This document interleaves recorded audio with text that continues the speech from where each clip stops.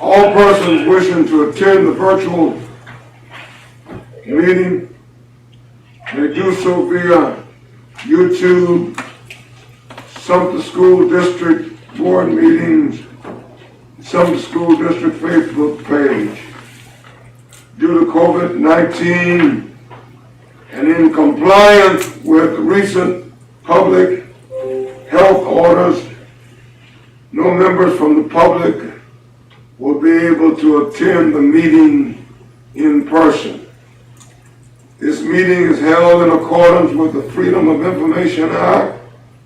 The news media has been notified, and a copy of the agenda has been made available to the public.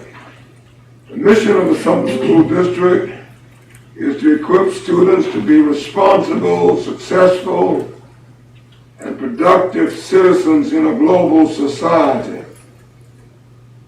And our vision is to develop and cultivate competitive students who embrace diversity, act responsibly, and contribute positively to society. Tonight, for the first time since I suspect March, 9 of our board members are present in the board room, in addition to our superintendent and staff. May we pause now for meditative thought.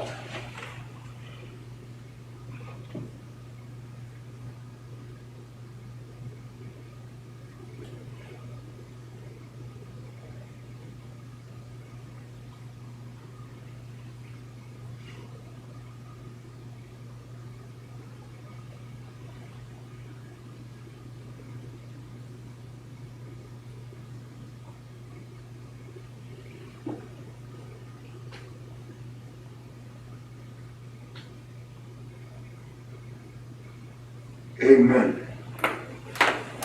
Pledge of allegiance.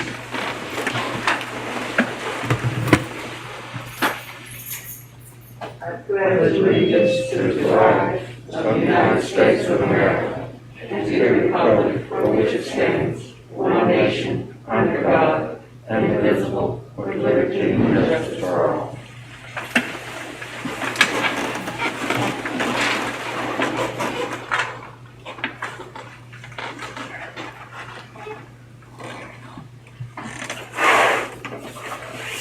It is really a happy sight tonight to see everybody present. It has been such a long time, and though we've had you in a visual sense, it's a whole lot different to be able to see you tonight. This COVID thing has put such a strain on everybody, on relationships, on families, and on this board. It's created a vacuum of salt, an isolation that we have never known or experienced before. And I am pleased tonight to see that we are gradually coming out of that isolation and will perhaps be spending more time in close, but not too close, proximity to each other. The meeting is open. The agenda is presented and shall stand approved unless there are objections.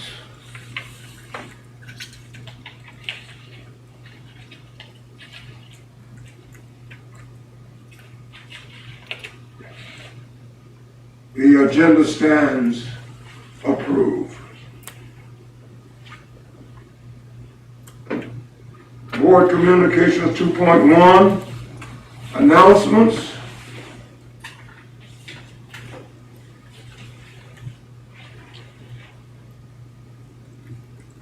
2.2, committee reports. Mr. Chairman, Yes, sir.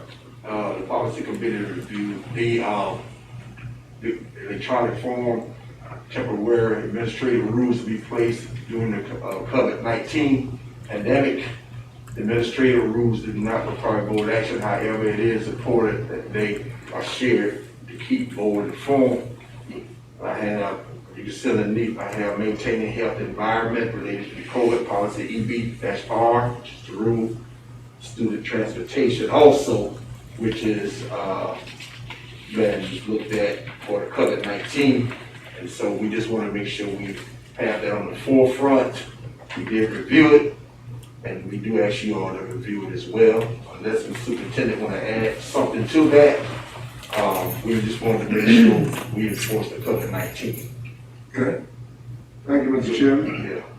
Madam Superintendent, anything to be added to that? No, sir, thank you, Chairman. This is under announcements. This is something we need to read under announcements. Okay, at this point. Yes, sir. Okay. We just need to go back. Okay. I apologize. I've been made aware that I did not make an announcement that I should have made under 2.1. If we will concur to amend the agenda so I can go back to that item, would it be all right? Concur. Okay. 2.1 announcement. SCASB, the SCSBA annual business meeting will take place on Friday, December the 4th, 2020 at 11:30 a.m. at the Convention Center in Columbia. This meeting is held in conjunction with the Legislative and Advocacy Conference. The Legislative and Advocacy Conference will be a half-day virtual event on Thursday, December 3rd. SCSBA plans to make every effort to host the delegate assembly as an in-person meeting. If health concerns warrant a virtual meeting for safety reasons, there will be a plan in place for a virtual meeting on December 4th. Each school board is asked to identify one delegate and one alternate. Please remember, the delegate represents and votes on behalf of the full board. The delegate assembly book will be posted online in mid-September or early October for board review at the October 12th board meeting. So be it.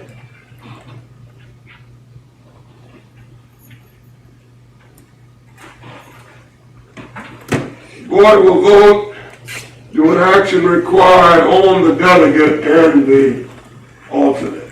Okay? Is that good? Any questions? All right. Thank you very much. We'll continue. Any other committee reports? If there are none, 2.3 legislative update. Dr. Jackson? Thank you, Dr. Canty. All of you have the information on your computers, so I will just highlight it briefly for the sake of time. This comes from SCSBA. It's an update that came in today. The Ways and Means Committee this past Friday afternoon voted to adopt and send to the full House a Phase 2 spending plan, S426, for unexpended federal coronavirus funding. The House Committee plan, as with the Senate Finance Committee plan, does not allocate additional funding for K-12, but authorizes the state superintendent to use any excess funding of the $22 million allocated for K-12 in June. Chairman Merrill Smith said that he was concerned about the unknown of how the virus will impact the economy going forward. And while he would like to pass a budget, he was more concerned about passing a budget than trading some temporary relief for long-term harm to the state and this economy. He also said that carrying over the state surplus funding into 21-22 would help the state weather the storm of a downturn whether there is a storm in a downturn in the economy. Also, lawmakers in the House and Senate will reconvene at noon on Tuesday, September 15th, to complete their work for the 2020 legislative session. The Senate is scheduled to take up a revised state budget and Phase 2 coronavirus spending plan. The House is developing its own coronavirus plan. Thank you, Dr. King. All right, thank you. Any questions for Dr. Jackson? Thank you. Superintendents Report 3.1. Good evening, Chairman King. So forth and so on. Madam Superintendent. Yes, sir, I apologize. No, that's all right, I'm sorry. Good evening, Chairman Nancy, Vice Chairman Baker, and members of the Sumter School District Board. It's absolutely a pleasure to be able to see you all face to face since we've not done so in quite some time. This evening, we're going to have several presentations under the Superintendent's Report, beginning first with the kid count presentation. So Dr. McLeod, if you and your team presenters would take over at this time. Yes, ma'am, thank you. Good evening, Chairman Canty, Vice Chairman Baker, Superintendent Martinez, and members of the Board of Trustees. This evening I have presenting with me Ms. Donna Barr, District PowerSchool Administrator, Mrs. Ron Davis, Executive Director of Student Support Services, Dr. Brenda Hackner, Chief of Schools, Ms. Jennifer Miller, Chief Finance Officer. And the purpose of the student count and PowerSchool Coding presentation is to provide updates about the South Carolina pupil accounting system requirements in regards to who does the reporting and how, with a focus on vocational numbers and weighting, special services, eligibility and determination, and disability category coding, other areas of funding, the auditing process, and reporting to the South Carolina Department of Education. And at this time, I would like to turn it over to Ms. Barr to begin. Good evening, everyone. Tonight we have the Education and Finance Act. It is the South Carolina Pupil Accounting System, which is designed to provide the State Department of Education with average daily membership, ADM, reports to support the South Carolina Education and Finance Act of 1977. The primary purpose of the pupil accounting system is to classify each pupil into one of the pupil classifications described in the EFA. Membership and attendance data will be submitted to the SDE 2 times a year and districts will receive state funds based on the ADM. Final EFA funding is based on the first 135 days of school, and individual education program IEP, speech participation forms, and all applications for homebound instruction must be on file for all students receiving services in special programs. And below we have the average daily attendance, which is the aggregate number of days present divided by the number of days your school is in session. The ADM, average daily membership, is the aggregate number of days of membership divided by the number of days school is in session. The ADM for each student classification multiply the EFA weighting factor for the respective classification to determine the weighted pupil units, the WPU, for each classification. EIA is the Education Improvement Act, coding and tracking of 3-year-old students. 3-year-old and 4-year-old preschool kindergarten students who are classified as visual or hearing disabled are also eligible for EFA funding. Okay, good evening. In the next slide, you'll see that all schools that are accredited through the South Carolina Department of Education should report pupil accounting. In addition, any schools that are accredited through the Office of Federal and State Accountability Accreditation Team must report through the pupil accounting system. This does not include our career and technology centers. And then also students that are placed in the alternative learning setting are counted for their own school. In the next slide, as you can see, on the 135th day of the last school year, we had 1,902 students who qualified for career and technology education in that count. School counselors work in conjunction with school administration, as well as the attendance clerk at each school, to ensure that all students who have been scheduled for a CAPE course are coded correctly in PowerSchool, and that coding is actually vocational.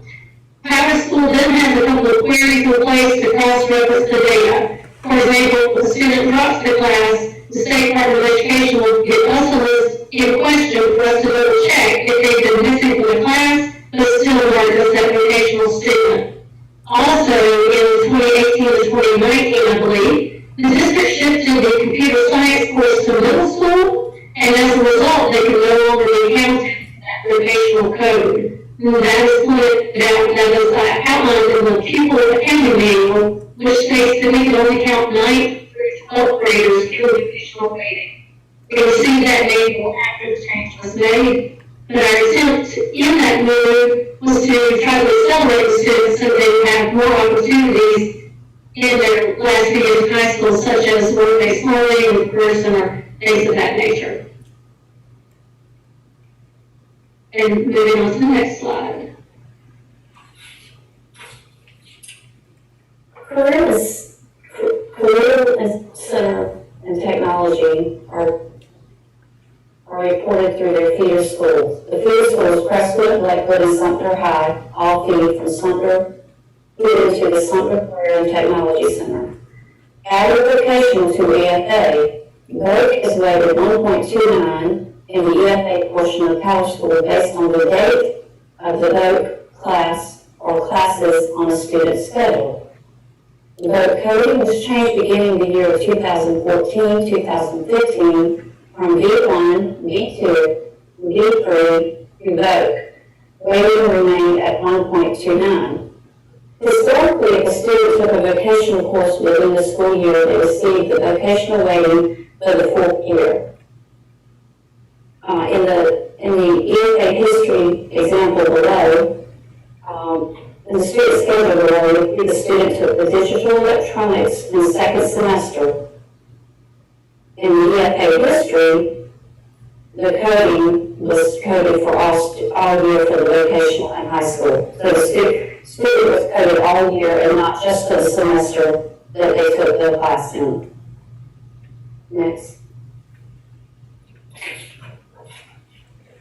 Good evening. On the next slide, we'll discuss the audit that took place in fiscal year 2019 by the South Carolina Department Office of Auditing Services, school year 2017-2018, 135-day student counts to determine the weighting of vocational students who did not meet course code. Sumter School District was selected along with other districts to provide the data for this audit. It was noted that and leave dates for vocational students did not match the EFA dates in some cases.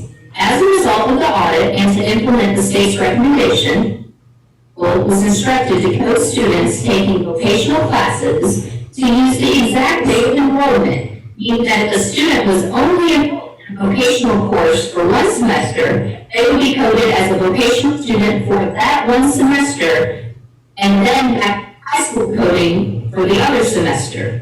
This change took place starting with fiscal year 2019-2020. And as you can see from this chart, in fiscal year 2018-2019, the vocational student count was 2,638 students. And then in 2019-2020, the vocational student count was 1,902. This was the year this recommendation was put into place. You will also note that the high school student count went from 1,125 students in fiscal year 2018-19 to 1,817 students in fiscal year 2019 and 2020. The correlating funding also changed. High school funding increased $1.4 million, while the vocational funding decreased $1.9 million.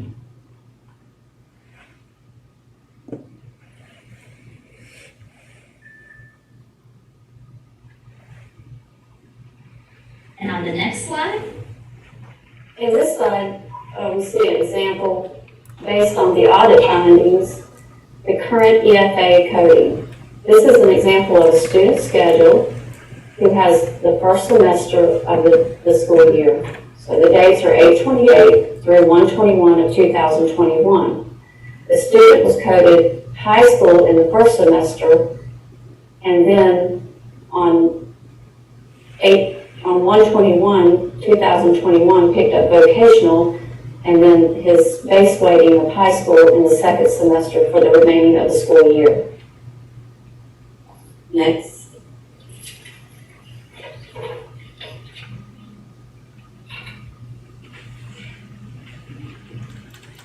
Based on audit recommendations, here's an example of a student being coded for the entire school year. The student must take one vocational course in each semester to continue to be counted for the full year of vocational funding. The student was coded as EFA primary for vocational as the highest weighted, and high school as the EFA primary 2 for the entire year.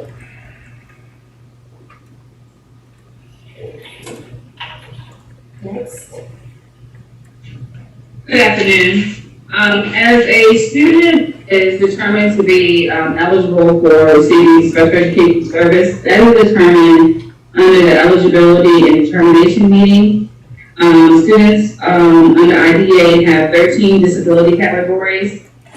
With that being said, the disability category determines the EFA funding for each disability category, and then is determined if the student is found eligible under the disability categories as outlined in IDEA. If we move to the next slide, you will see the weightings listed that Mrs. Davis just discussed. These were obtained from the South Carolina Department of Education's funding manual. These weights for student classifications are dictated by the Education and Finance Act of 1977 and are based on the relative cost of the student's educational program. Weighting has a direct correlation with the funding the district receives. The higher the weight, the higher the funding. For example, a high school student weight is 1.0, while a vocational student has a weight of 1.29. And Ms. Davis, back to you. So the example in this next slide shows student found eligible under the disability category of development and delayed student. That's only one of the disability category as determined by the eligibility team. So that student will receive EFA funding under that specific category. However, if you see in the services, the team, the IEP team determined that the student could receive services as related services for speech, but that speech service is not counted in that formula for funding. In the next slide, you'll see two more examples. For example, the top example is a student who was found eligible as a student with a disability as two disability categories, the primary and secondary. The primary category is specific learning disability, and the second category is SL, speech language impairment. However, you will see that the speech language impairment receives funding under those two disability categories because that student is receiving services and is eligible to receive services under those two disability categories. Another example that I'm sharing is another student who may have 3 identified disability categories that has been determined by the eligibility team. A student who is considered intellectually disabled, a student who has an autism spectrum disorder, and then speech and language impairment. So with this student identified with 3 disability categories, the student autism spectrum disorder is the disability category that receives the most funding out of the 3, and that student will receive funding under that category.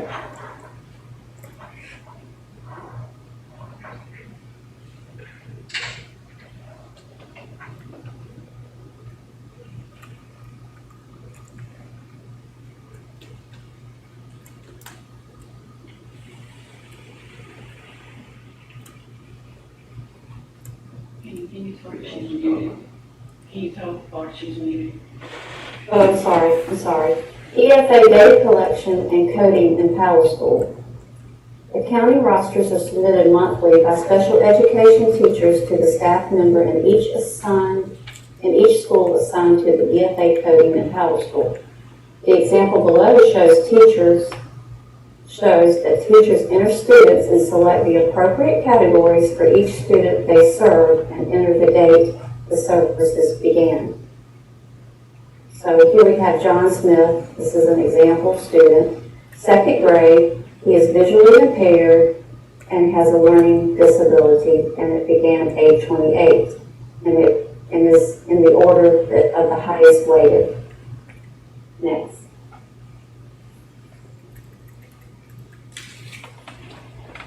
In this slide, John Smith, grade 2, is coded in PowerSchool next, starting with the highest weighted category, for example, visually handicapped, then learning disability. Codes are added to the EFA code entry portion of PowerSchool. And 2nd grade's base weighting is primary with a 1.0 is added as the last category. The IEP icon has been created in the instructional setting required for all special education 504 students. So the example shows that John Smith, the 2nd grader, he's visually handicapped, which is the highest weighted at 2.57, learning disability weighted at 1.74, and then primary as his base weighting at 1.0. Next.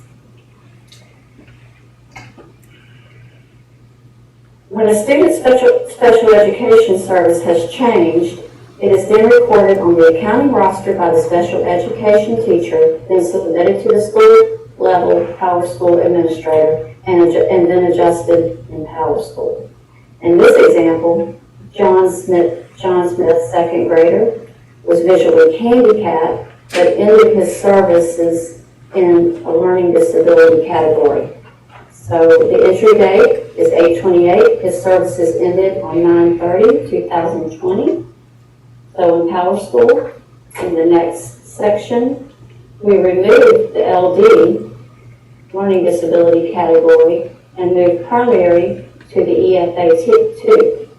In the history log below the EFA shows the student was visually handicapped, learning disability in primary from 8/28 to 9/30, and then became visually handicapped and primary beginning 10/1. Next.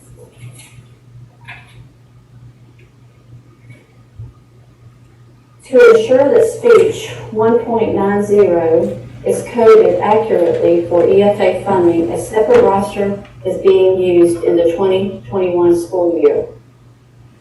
The speech roster will be maintained and audited by the Special Education Department. The Special Education Department will collaborate and communicate with school level and district level PowerSchool personnel.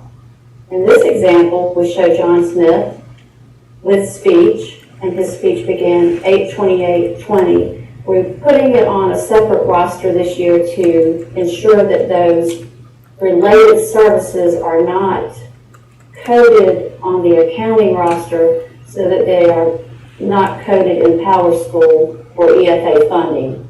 They are a related service and not a rated category for funding.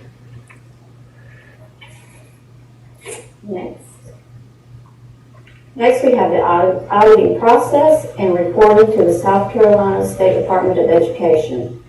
EFA auditing takes place before every 45th and 135th day reporting period by district PowerSchool personnel. Accounting rosters are collected from each school and cross-referenced with the PowerSchool SCO8 report, membership and attendance worksheet report. Rosters are also cross-referenced against Enriched data. Something new we've had in the past few years is the level data reports. They are maintained and issues are resolved before submitting the final reports. And in the examples below, I show in PowerSchool the level data reports. So from this start page of PowerSchool, at the bottom of the left-hand menu, are state validation reports. Next, please. In using the PowerSchool level data state validation for checks and balances, they give us several tabs across the top, one being the EFA and the EIA. In this example, it shows that students were missing 116 primary EFA categories. And this was before the year started, so that's why it's so high. Students missing EIA information in the current year is 5. If a PowerSchool clerk clicks on the red, it gives them a list of the students missing the data, and they will be able to check with their special education teacher to correct these issues. Enriched and PowerSchool are talking to each other now, so if the IEP says a student has an EFA category, then it will talk to PowerSchool. If it's not entered correctly, then it will create this error or this discrepancy. Next.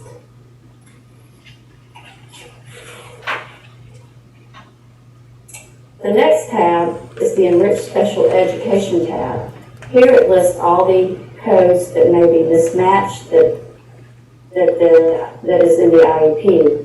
The first one being the EFA primary code. The instructional setting may not be set. If the student has more than one category, then errors will populate here at the PowerSchool level. PowerSchool person at the school may be able to fix that when talking to the special education teacher. Next. Other areas of auditing for funding purposes, add-on weightings, high achieving, are a head count in each category, not a calculated average daily membership. Gifted and talented, add-on weighting is 0.15. GT, GTR, AP, and IB is audited by the Gifted and Talented Director before the 45th and 135th day reporting, and then notifies the PowerSchool office when the audit is complete and ready for submission. A student may have an academic assistance add-on weighting for 0.15 based on student performance on task or the replacement high school assessment. Not met on South Carolina Pass ELA or math or the high school assessment. SDE provides a file containing student performance levels for importing into PowerSchool, and that's how that add-on weighting is populated. Another add-on weighting is limited English proficiency at .20. Various codes receive add-on weightings, and codes are changing this year, and I've not received an update on that yet. So those will weigh in at .20 if a student has a limited English proficiency. And next, the pupils in poverty, weighing in at .20. STE provides a file containing student performance levels for importing into PowerSchool. An example, a student has EFA code of vocational and is in membership for the full 45 days or 135 days, and the student qualifies for an add-on weighting for academic assistance and has an English proficiency of 3. It would be a 1.29 for the vocational class, 0.15 for academic assistance, plus the 2.20 for the English proficiency, equaling 1.64 weighting.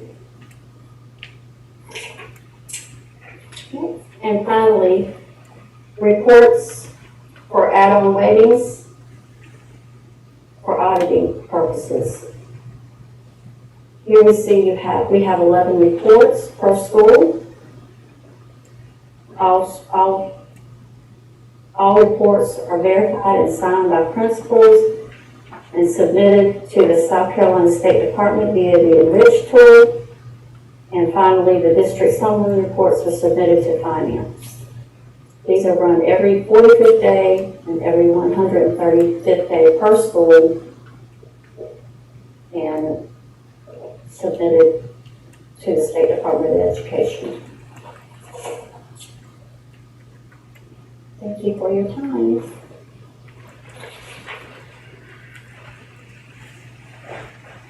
Okay. This concludes our presentation on the student counts and the PowerSchool Coding. The team is available to answer questions, along with, I failed to mention that Dr. David Laws, Director of Career Technology Education, is also with us virtually.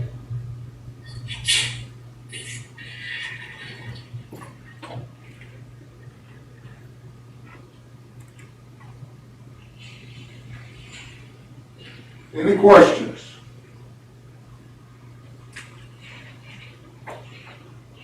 I do have some. I do have some questions. Yes. Okay. And I don't know to who to direct this question. I guess Donna, first, you mentioned that Enriched now talks to PowerSchool. Is this just in place starting this school year? Beginning of last year. Beginning of last year. All right, so is there a cross-referencing now that they're talking to each other to make sure that the kids are coded correctly? And part of that question is, who follows up and checks on that? Every PowerSchool, yes, and every PowerSchool school level person, and I check every one of them. My office checks every one of them personally before we ever hit the button to send those to the State Department. Yes, sir. Thank you. Now, and this question, I don't know if it goes to Dr. McLeod or Dr. Hackner or Ms. Miller. The change in computer science, moving from high school to middle school, that took place last school year?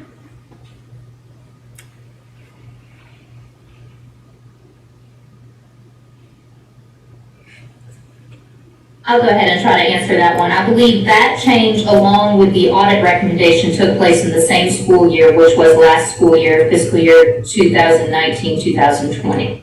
Okay. That is, I'm sorry. Dr. Laws, were you going to say something? yeah, that's correct. It was last year. We only did it for 1 year at the beginning of this year because we realized that the rating was counting against us in middle school. We changed that. All right, so, and I see your numbers drop dramatically when you went took it out of high school, put it in middle school. What was the rationale from that if you knew it was going to have a financial impact on the funding of the district? Well, initially, we did not know that it was going to have a financial impact because they were taking a high school credited course. It wasn't until I inquired at the State Department why they were not being given credit, because even though it says for 9th through 12th grade, they were taking a 9th grade course. And once I was informed, like other CT directors had that same question, then I addressed it with the administrative staff, and we agreed to switch that back. We were trying to originally, just like we did before, give 8th graders an opportunity to get a half credit or a credit into their preparation for the high school. But we did not understand, I did not understand that the repercussion was it was going to impact us financially. Okay, all right, so follow up with that now. So I understand correctly, it's being switched back this school year. Yes, sir. Okay, and a follow up to that. It used to be traditionally 8th graders could get a credit in English 1 or Algebra 1. So now are they getting a credit in English 1, Algebra 1, and a vocational, or no?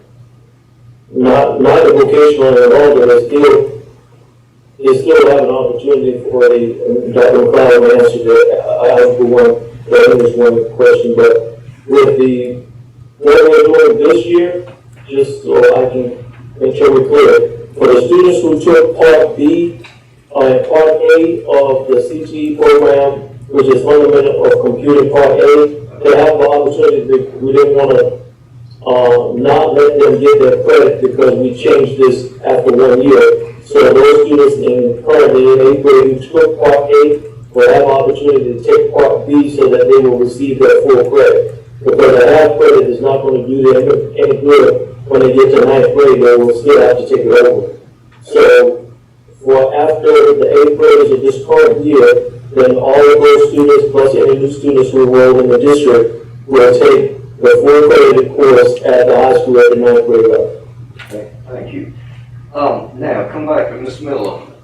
Does that now explain some of the big discrepancy in the amount of monies that were budgeted for vocational and what actually came in? Because I think the last figure was almost $2 million difference. Yes, sir, that is the explanation for the financial change. And I guess I would say, why on earth did it take so long to finally get that explanation here tonight when I've been beating this thing for 8 months? Anyway, I'll leave that alone. One final question, Mr. Chair, and I'll be quiet.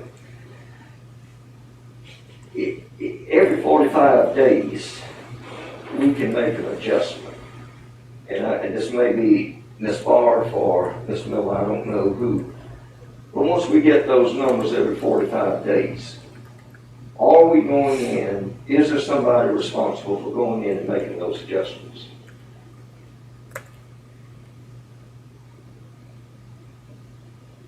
Are you talking about the EFA coding? Yes, the coding, yes. Whenever you have, every 45 days, you can adjust, and I guess this is really Ms. Miller's question, you can adjust the budget. Is there any adjustment in the budget? If you projected at the end of the first 45 days, you got X number of vocational kids generating X number of dollars, do you look at the 45-day report, because it makes it to finance at some point at State Department, and I assume it comes back to you, local finance. Do you make any adjustment in the budget projections based on those 45 days, or do you wait till the 135th day? Yes, sir, I do look at the 45-day count. I have a spreadsheet. I analyze the counts on the 45-day and the 135th day. The state does not make the final change until the 135th day, so I make the official update in the projected numbers on the 135th day count, but I do look at the 45-day count as well. Thank you.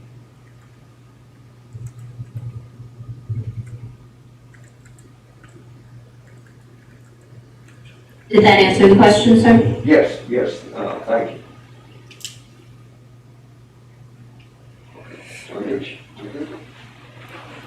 Any other questions? Mr. Chairman, Yes, sir. just for clarification purposes, with the coding, the student receives the weight for whatever is the highest weight. Is that what I'm hearing correctly? And then they're added, the other additional services are added on to that weight, or is that additional?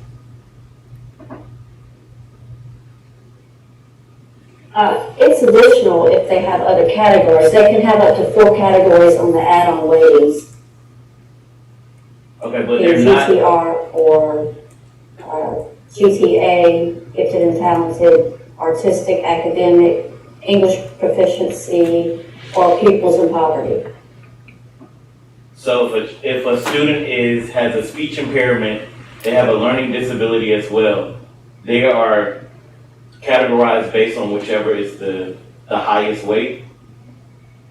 If they were found eligible under both of those disability categories. Okay.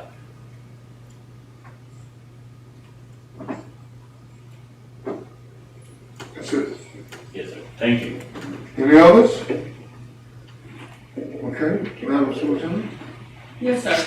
At this time, I'd like Dr. Hackner to share a presentation regarding the renaming of the building for Croswell Park Early Childhood Center. Dr. Hackner?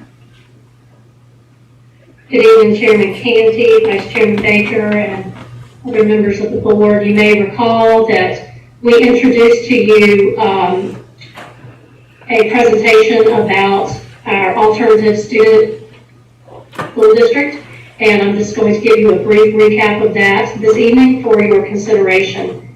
On the next slide, you'll see the timeline that we discussed, and I won't necessarily go through all of it again, but you can see that the initial brainstorming started back in October of 2019, picking it up with May of 2020 when we met with the Brewington staff to organize subcommittee groups, and also in that same month we surveyed the staff regarding the naming of the program. In June of 2020, we were able to hire the new principal for alternative opportunities, and in August, we were able to move some staff into a portion of the facility.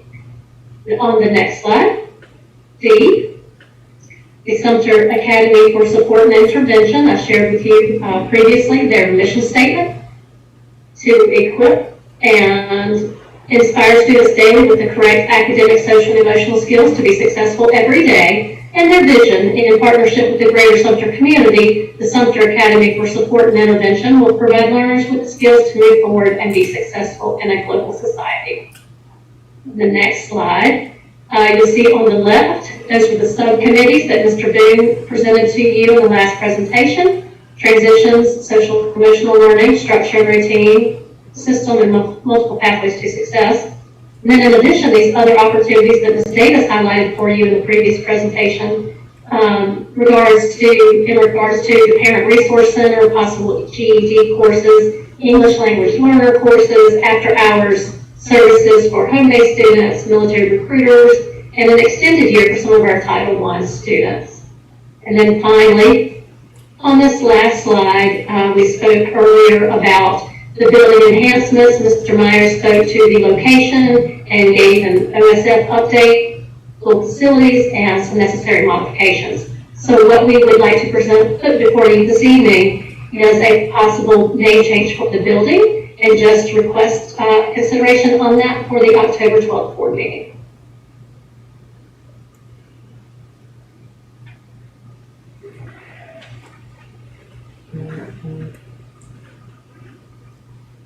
All right, any questions?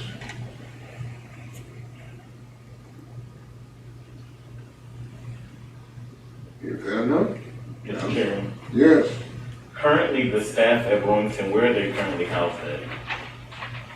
I'm sorry, could you repeat that, please? The staff that's at Brewington, at the current Brewington Academy, where are they being staffed at? Are they in their Brewington campus location, or they're being placed somewhere else in the district?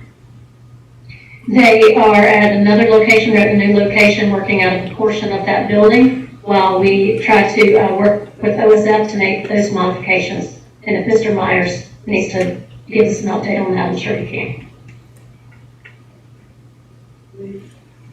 Well, I think that's my question, have those plans been approved?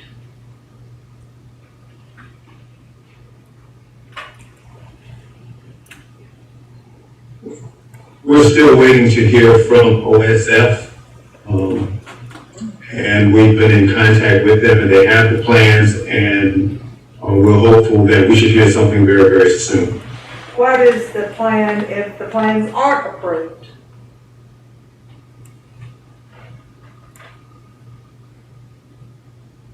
What was the question? I couldn't So hear. what is the plan if the plans are not approved for that location? Well, we would just have to work with OSF and see what it is we would need to do in order to address that. So you don't see any scenario where we could not use that building?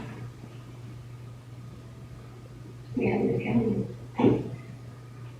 don't think we've encountered any information from them at this point so far that would suggest that that would be the issue. Okay. Question to Austin's question. Go ahead. The question was by Mr. Austin as to where were they being housed.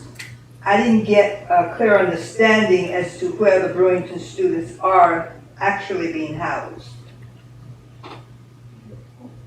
They're in the early childhood center.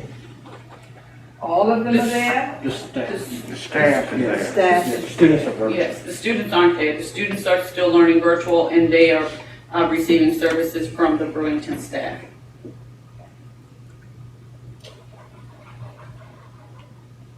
Thank you. Another. Yes, Yeah, go ahead, he was first. go ahead, the vice or the come next. Has that building been cleaned out from the early childhood, things that were there? Is all that out? Sam, you want to answer that? Yes.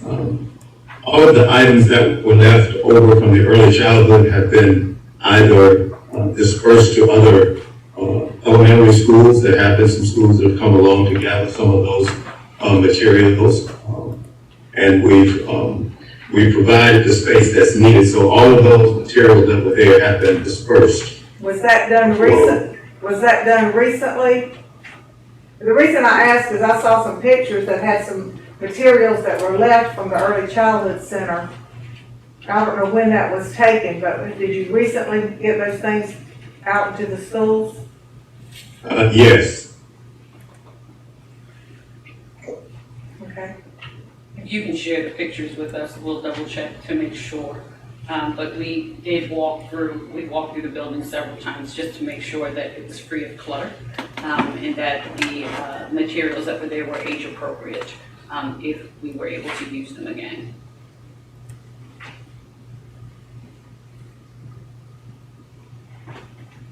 Mr. Chairman, I have a question. I'm sorry.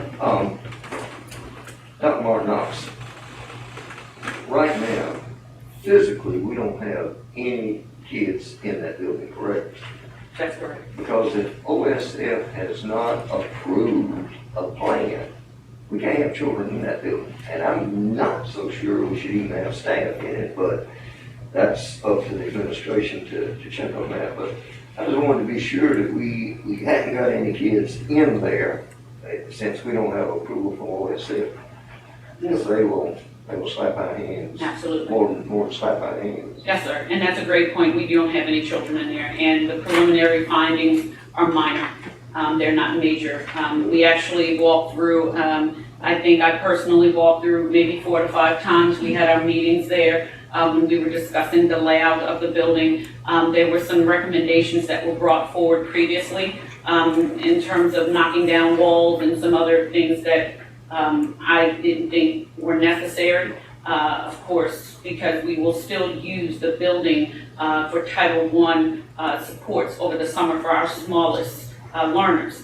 And so I didn't want to take too many of the items out, but there are some guidelines and parameters under OSF that we had to redo. And so, like I said, the the things that they have to do are minor from my perspective, like shifting exit signs and placing exit signs and just some other things, and the removal of toilets and some things like that. But other than that, there's nothing in terms of safety that would prevent us from being able to be approved.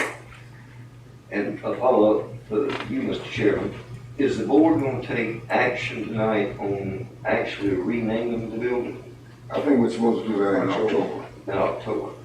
And the reason I asked that question, this will not be a school. This is a program housed in a building. So how do we want to rename a building and call it the Sumter Academy for Support and Intervention? And the reason I'm saying that is that there has been some concern, a couple of people have said they identify with the Croswell community. And I know if we don't have the early childhood center over there anymore, it would be foolish to have it Croswell Park Early Childhood Center, but could we leave the Croswell Park in there and blend it in with program time? I'm just throwing that out there because a couple of people had said something about the historical perspective of Croswell. And I'm just throwing that out there.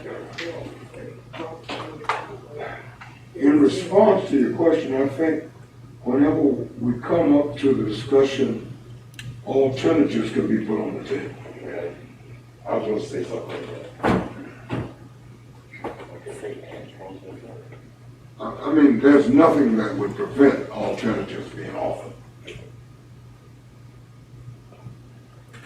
If anyone disagree with that, we could have that discussion tonight, but. Just one more question. You were referring to that extensive plan for the changes, you know, when we were talking about using Croswell originally. I'd like to see exactly what you're talking about. You know, could you give us a copy of the plan of the changes that are being made over there? Yes. At Mr. some Myers? point? Yes, Because ma'am. the last thing we saw was, you know, tremendous renovation. And we know that you said that wasn't going to be necessary, but I'd like to see exactly what's being done. Sure. Mr. Myers, can we get the blueprint? I know we have a smaller one, 11 by 14, and then we have the gigantic wall size plans. Can we get the 11 by 14s to Amy so we can provide them to the board, please? Yes, I can do that. And why don't you give them the one that has, so that they won't be trying to figure out where we are, the one that has the letters on the ledger that identifies the room that corresponds to the work that's being done. You know which one I'm talking about? Yes, I do. I'll get it. Finish? Yes, sir. I'd like to know how many classrooms are in that building and how many of them do you estimate being used for the alternative school? Did you hear that, Sam? I could not hear the question. How many classrooms are in there and how many do we project being used for the alternative program? Or for the supports and intervention program? There are approximately 12 classrooms that are available for use.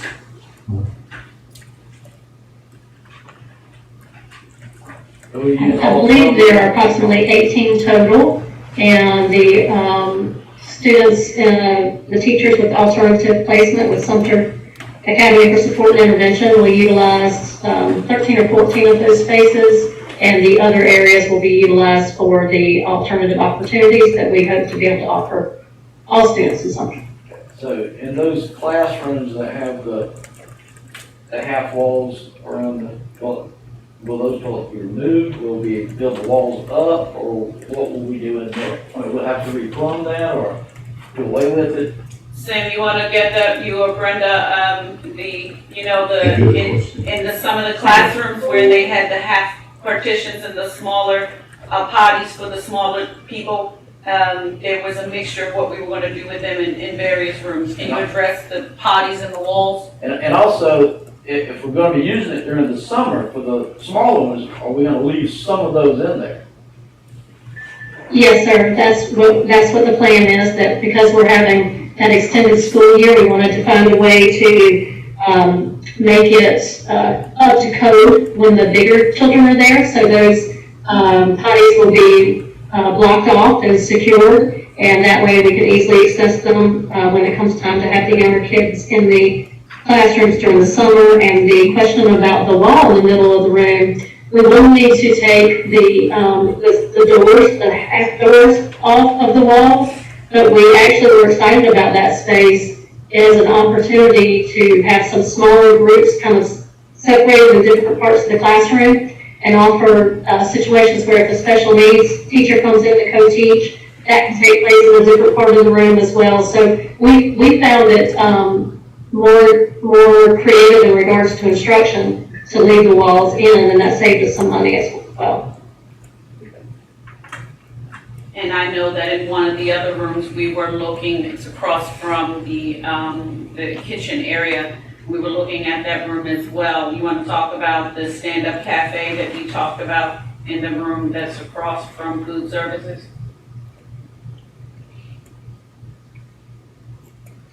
I'm sorry, does that pose as a question, Dr. Martin? Yes, please. Okay, I'm sorry. Yeah, yes, I can't remember the exact room number right this second off the top of my head, but directly across from the food preparation area, there's a classroom that will need some cabinets removed and things, which I think our folks, Mr. Myers, have already taken care of that, and we'll utilize that as a cafeteria space for the students to transition in and out of in small groups.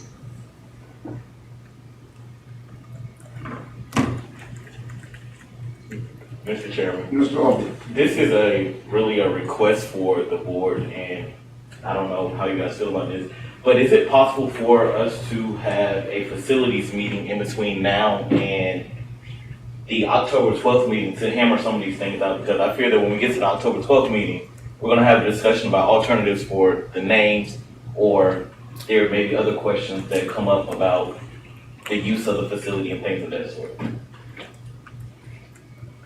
That would be fine. The only thing I see as a drawback is not knowing what OSF is going to do. But we could maybe even have the meeting over there and take a look. Not that we're going to have any authority over OSF, but it would give us an idea. And Dr. Martinez and Mr. Myers could show us what's going to be where and how it's going to work. I'm fine with it as well. Right. Yes, sir. Sounds good. Get time to get the Dr. Martinez and she can get Mr. Myers and whoever she needs to be involved. And then we can report back to the board. That's right.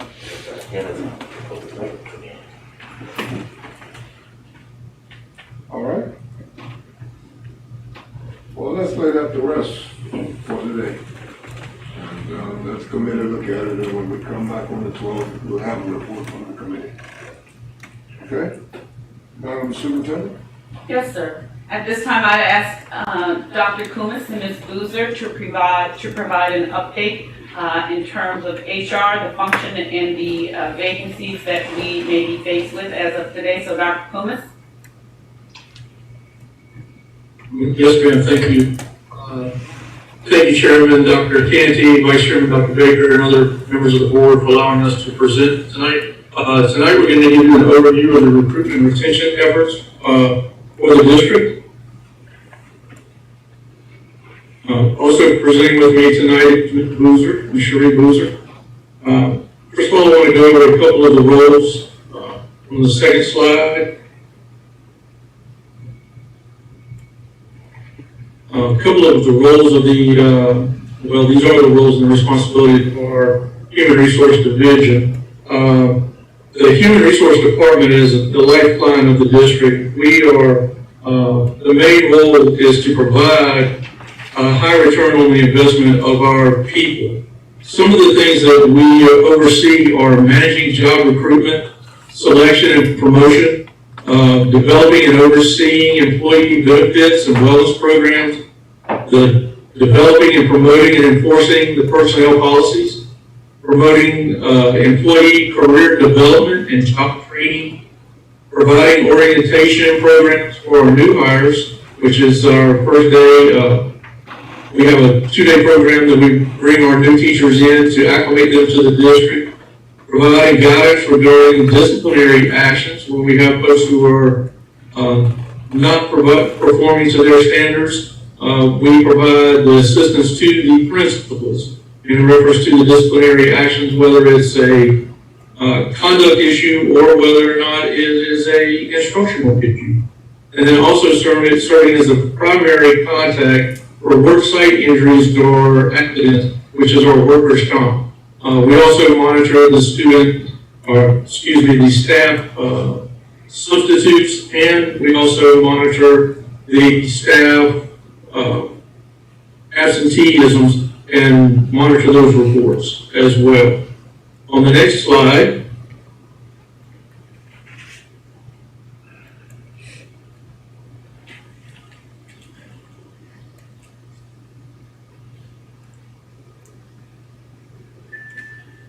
Ms. Boozer, I think you're muted.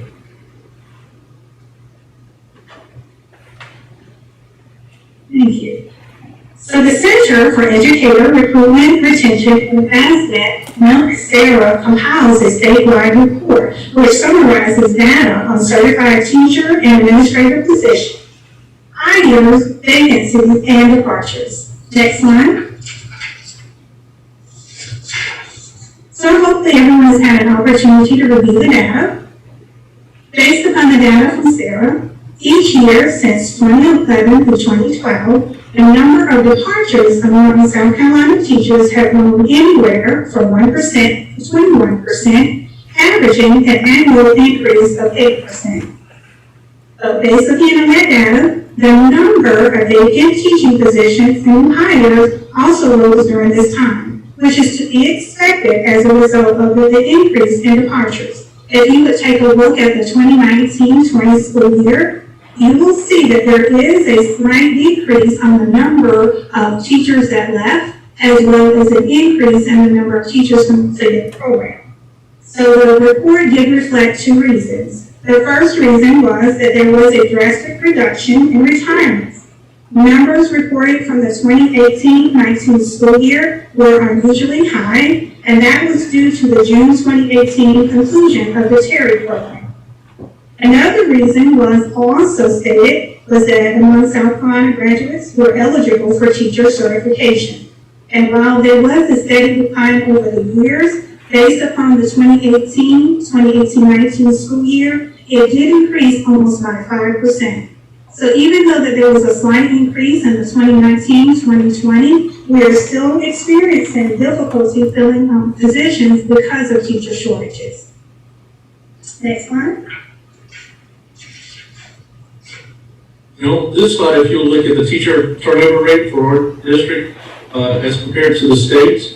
For the 2019-2020 school year, we've actually increased with our turnover rate. Part of that is due to the increase of retirees this past year, the number of non-renewals, and the number of out-of-state teachers who did not acclimate to our district or to South Carolina returned home, and also to the COVID-19 pandemic. The next slide, we're going to talk about the 2021 recruitment and retention effort. On the next slide, teacher recruitment strategies.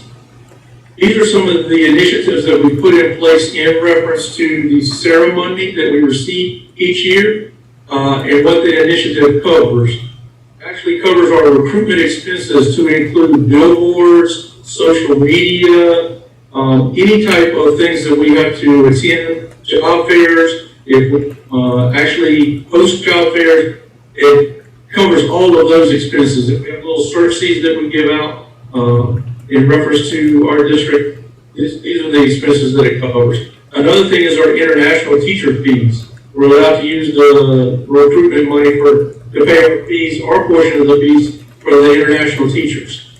Alternative certifications for the PACE program, anything involved in the PACE program, ABC teacher program, any expenses that our teachers incur, we can help with those. If they take the praxis test and they pass the praxis test, we also reimburse them for that.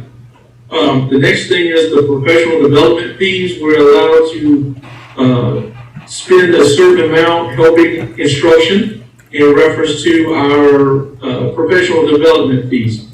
And we've used those in the past couple of years to help with instruction.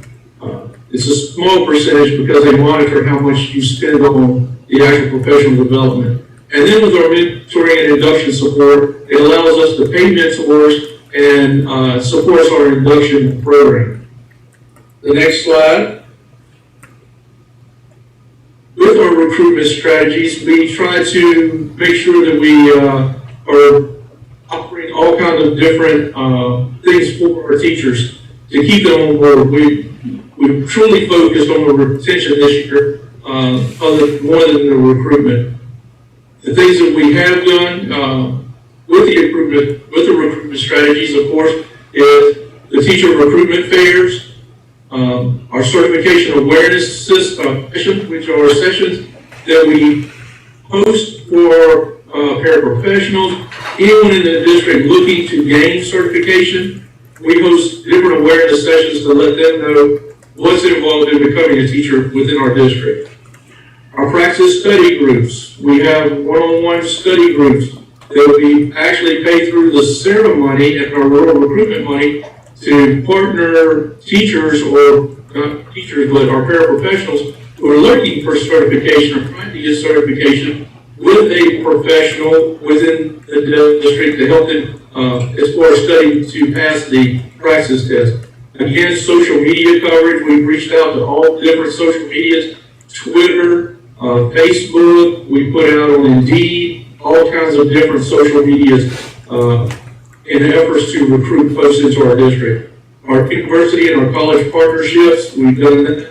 USC, Sumter, USC, Columbia, Morris, we've reached out to several colleges to try and up our efforts in partnering with these different entities.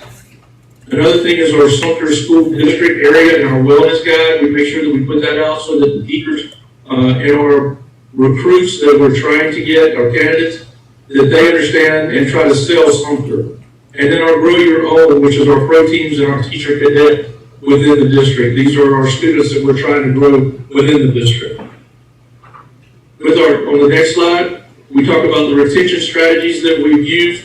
We have our induction and our mentoring program. Right now, you can do 2 years of our induction program if you need it. If not, we push you to the next level. That way we're not stifling our teachers and making them go through unnecessary programs if they don't need to. We have our national board cohort. We have our micro-credentialing cohort. We have our teacher forum. Of course, we have our district teacher of the year, and we also have an induction teacher of the year that we vote on every year.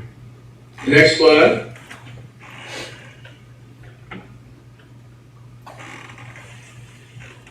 Okay. There listed, we have the school culture and climate. In parentheses, I have disillusionment and there. If anyone's aware of the 5 developmental stages of teacher development, which anticipates anticipation, survival, that third bullet, disillusionment, rejuvenation, reflection, and anticipation. It is during the disillusionment stage that we can often lose our teachers. So during that time, that's kind of where the teachers experience and say, why did I actually go into teaching? So here in the HR office, what we do, we take the time out between around about October, November. We begin doing the school visits, checking in on our new teachers, making sure that they are acclimating well to our area. This will be very important this year, especially in light that we have returned in a virtual learning set. And a lot of teachers are experiencing new ones. I heard Dr. Cansey mention that at the beginning of the presentation. And also for our administrators as well. We're going to continue with the meet and greets. This is an opportunity where we partner with our community and faith-based partners. At the beginning of the year, that host a meet and greet, and the teachers have an opportunity to meet other community members and also receive supplies. Also, professional development is very important for our new as well as our veteran teachers, and that is to help them with any new initiatives that we are offering in our district, as well as providing that continued support. The seminar district kind of works twofold, the recruitment end as well as on the retention side. If we can place a teacher in a school that they have their skill set, we are more likely to keep them in our district, and then also that will impact recruitment because they can recruit other teachers to that school. Next slide. And now let's look at where we're at with our vacancies. On the next slide, our hiring at a glance for the 1920 school year, we hired 147 new certified teachers and staff. Out of those new hires, 147 of them, 22 states were represented. 51 external job interviews, which we participated in. We had 21 certification awareness sessions and 4 internal job fairs, 1 in the fall, 1 in the spring, and 2 in the summer. On the next slide, for our 2021 school year, we've hired 128 new certified teachers and staff, 3 states represented virtually, 12 external job fairs, 3 current awareness sessions, 7 internal job fairs, most of those virtually, 1 in the fall, 1 in the winter, 3 in the spring, and 2 in the summer. Our COVID has really affected our recruitment efforts in reference to visiting different states and to participate in job fairs. Most of them were canceled in the spring. On the next slide, in the 1920 school year, the classroom vacancies totaled 12. We had 1 agriculture, 1 early childhood, 2 elementary, 2 ELA, 1 math, 2 special education, 1 social studies, and 2 arts. And this number included our long-term subs. So our long-term subs were included in these positions. On the next slide, for the 2021 school year, we currently have 30 total certified vacancies, with 25 being classroom teachers. 1 in the elementary, 4 ELA, 6 math, 7 social studies, 1 science, 3 art, 1 health science, 1 quest, 2 media specialists, 2 guidance counselors, 1 agriculture teacher, and 1 reading intervention. As you can see, the largest numbers of our vacancies are in ELA and special education. Normally, we fill these positions with our international teachers, but with the presidential proclamation that went into effect on June the 24th, it actually affects our exchange visitors program and directly affects teachers, trainees, summer work travel folks, camp counselors. And how it affects these folks is it applies to people who are outside of the United States who do not have a valid J-1 visa as of June the 24th of 2020. Therefore, if they were outside of the United States as of June the 24th, they didn't have a J-1 visa, we could not bring them into the United States to fill some of these positions. So we lost a few candidates in reference to this. We also looked at our numbers, the number of teachers that were being requested to be released from their contracts this year, either retired or other health issues. We had 22 of those. The number of vacancies that were created by promotions was 8. The number of vacancies created this year, new vacancies, were 2. The number of international teachers that did not return or who were non-renewed was 11. And then the declines that we've had since the mid-June totaled 29. These are folks that we recruited, and at the last minute, quite a few of those folks opted out They didn't want to travel due to the virus, so they were not making that move. On the next slide, the 2021 accommodations that we've been looked at and from our teachers this year. At this point, we have actually 904 classroom teachers. We've had 73 requested accommodations, and out of those, we have 47 that have been approved. And the reason for the 47 is those are the number of folks that actually turned in all of the documentation in reference to requesting these accommodations. In total, we've had 106 staff members ask for the accommodations or who have applied, and 56 of those have been approved. And this is a growing number, so it's quite fluid. We get requests every day in reference to someone asking to some type of accommodations, whether it's to teach from home or be placed somewhere else in reference to minimal contact. The next slide. This is a list of the division for the human resource. Of course, we have Ms. Boozer, who is the Director of Teacher Quality and Recruitment, Ms. Carver, who is our HR Supervisor, Ms. Mack is our Coordinator of Classified Staff, Ms. Keller is the Coordinator of Certified Staff, and we're still looking for the District Recruiter. We have Ms. Newman, who is a Lead Specialist, Ms. Jackson, who is a Lead Specialist, Ms. McCoy, who is our Benefits Administrator, along with Ms. Freed, and Ms. Shirley Brown, who is our Human Resource Specialist.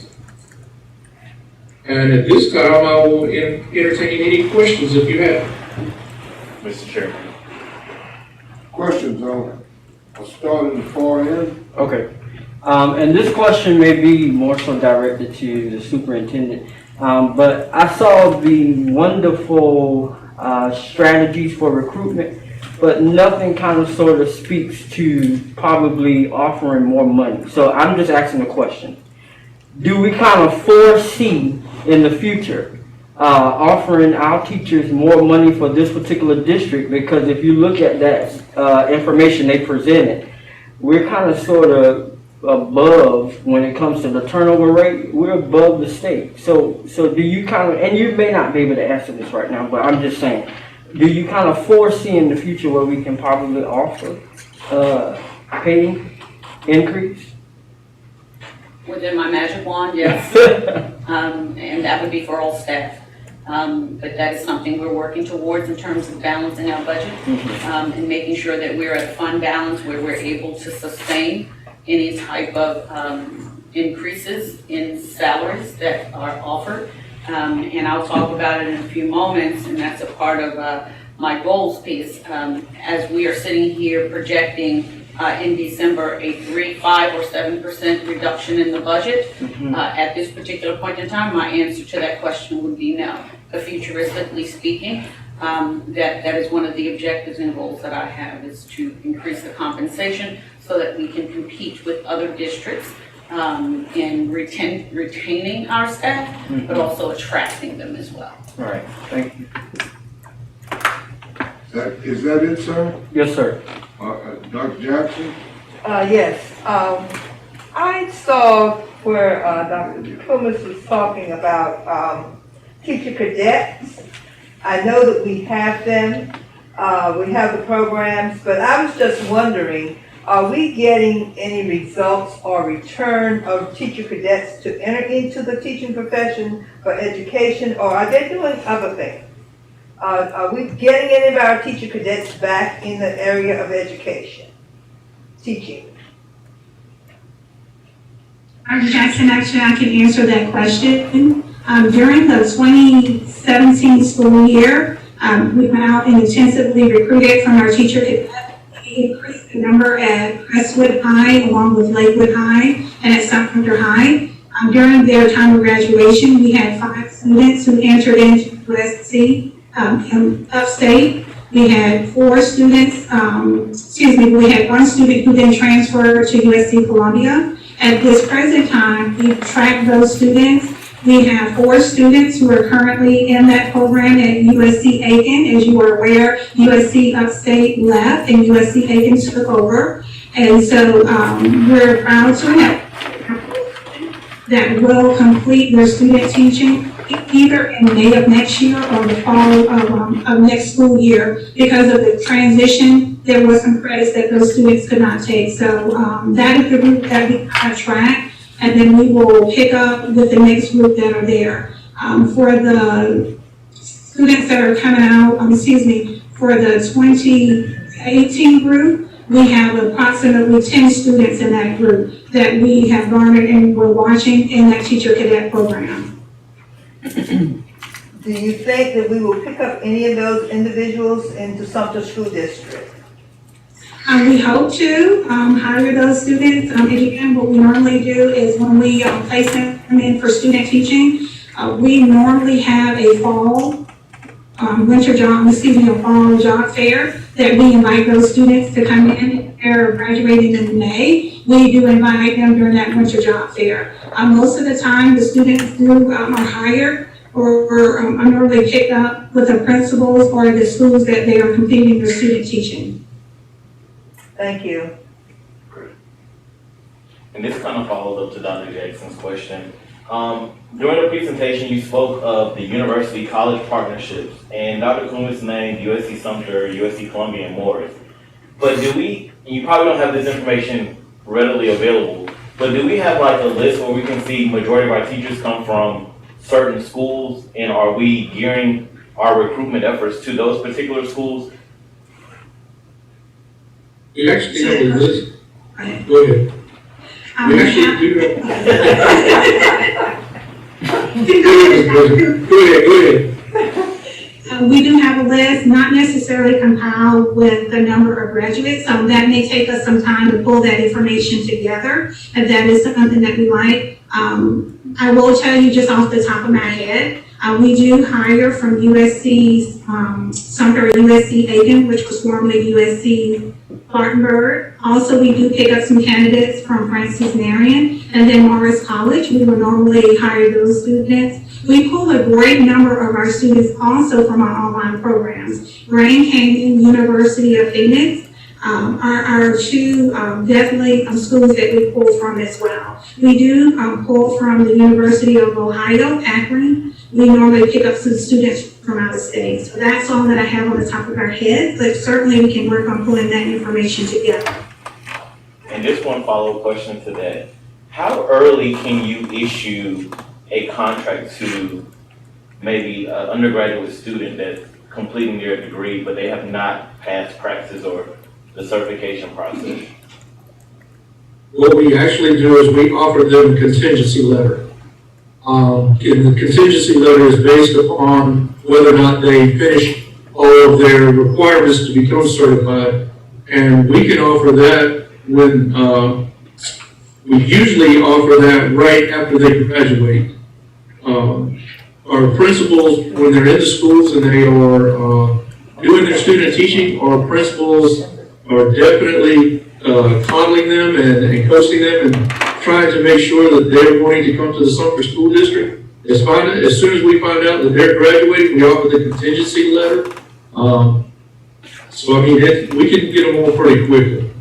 And that's only for our student teachers, or is that for across the board?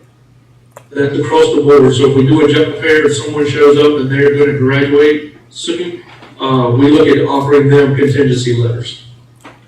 And I asked that question for the simple fact that when we wait until job fairs to go out and recruit teachers, we're competing against districts that we know that have more funding to offer them a higher starting salary.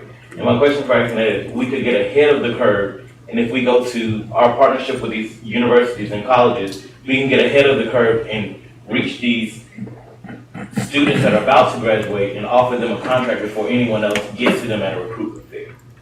I'm just thinking, when I was ready to graduate from college, you know, the first person that threw a job at you, you'll be excited to have it. Not necessarily about how much you're going to be making, but I already have a job secured and I don't have to wait or look for a job. And that was my question for how early can you offer that contract?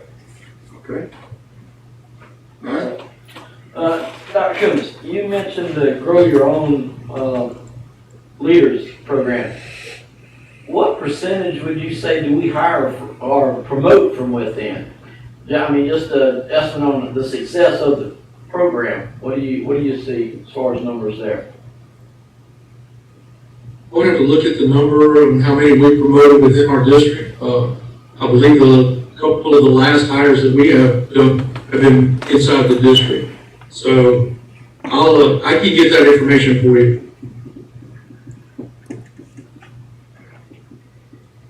I know it's very important that we support new teachers, and I just wanted to know who was in charge of the induction and mentoring program, and could you give us a brief overview of what is done for new teachers? Yes, ma'am. As a matter of fact, Ms. Boozer oversees our induction and our mentoring program right now. So she can give you a little bit of a background on it. You're muted.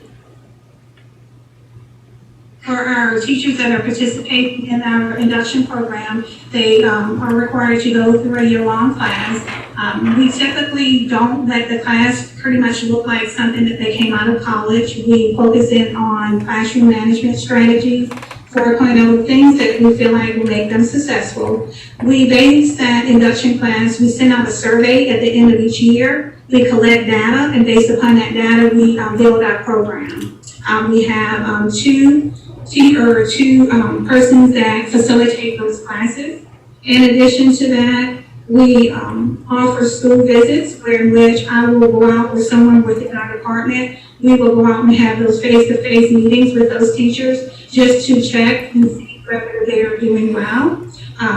We offer, in terms of some additional professional development support, we work with the principal if we see that there are areas of concern, and we may place those teachers on those professional growth plans to assist them. As I stated in our slide, we do try to host events throughout the year. Last year, our Induction Teachers of the Year put together our meet and greets along with activities. We did a bowling night, and we were planning something for the spring semester. However, COVID hit and we're not able to put that into place. So in terms of all of that, we do a book study just kind of on those best strategies. And then also they do receive a mentor, and we will support the mentor so that he or she is able to support the induction teacher.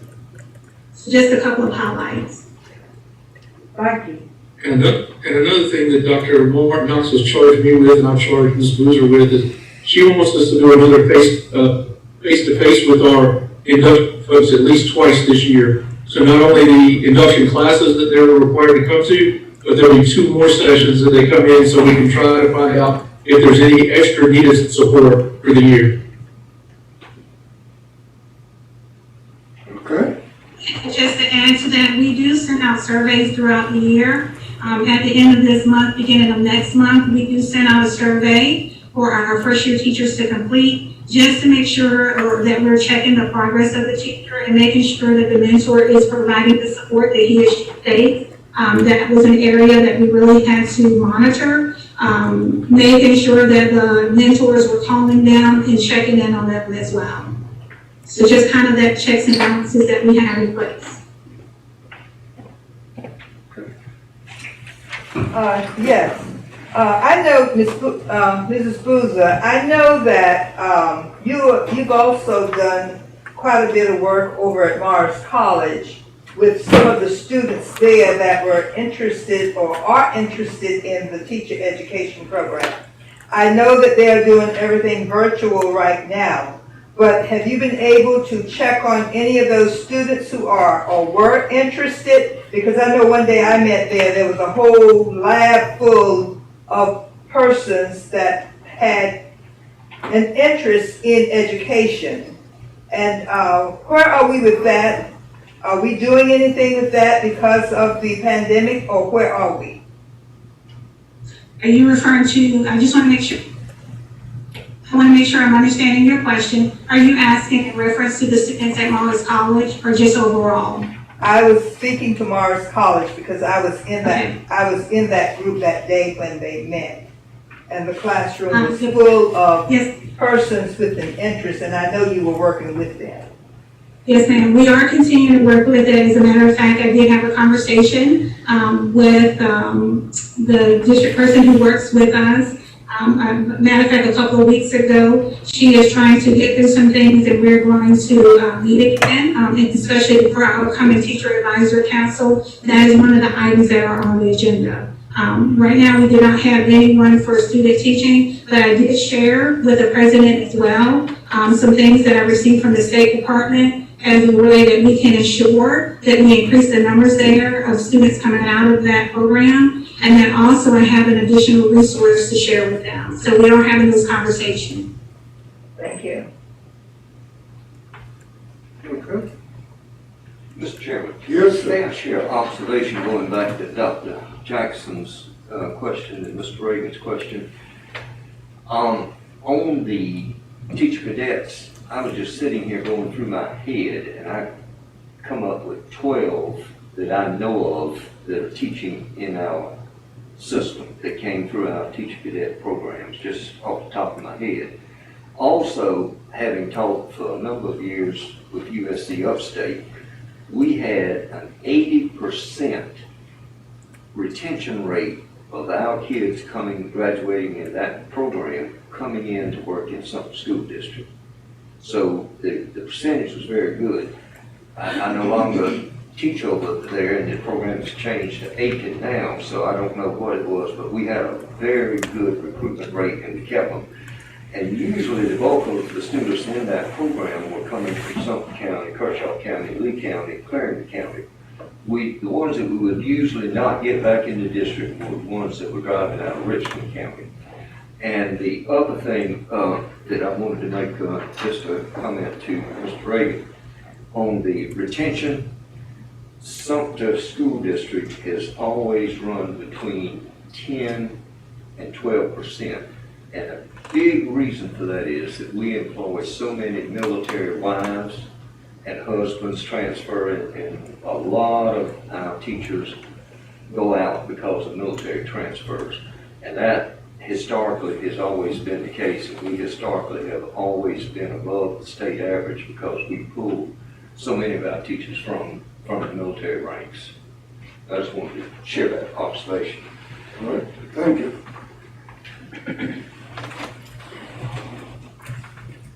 All right, Madam Superintendent? Yes, sir. The next item on the superintendent's report is a discussion that will be led by Dr. Hilton. It's referencing an article that Ms. Hanson shared with us for review. Dr. Hilton? Thank you. So, I don't know if y'all got the article or not, but the point of the article was that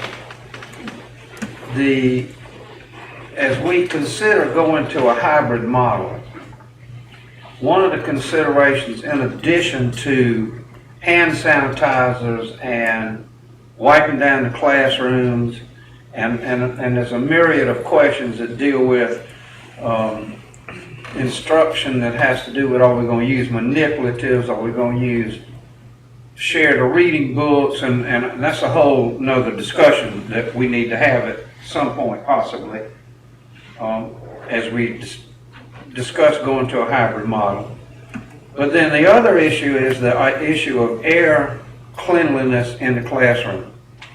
And I think we know, it changes from week to week, but I think we know that COVID is primarily spread through the air, not by touch. It can be spread by touch, but the information I get is that after a couple of hours, the virus dies on surfaces.